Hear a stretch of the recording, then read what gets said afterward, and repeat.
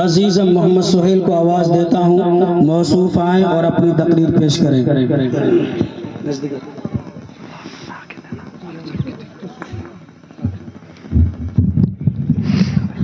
الحمد لله الذي أنزل الفرقان على عبده والصلاة والسلام على سيدنا محمد وعلى آله وأصحابه أجمعين، أما بعد فأعوذ بالله من الشيطان الرجيم، بسم الله الرحمن الرحيم، إن هذا القرآن يهدي للتي هي أقوم، صدق الله العظيم۔ The Holy Quran is a complete guide to Muslim. The Surah Baqarah is the longest surah of the Holy Quran.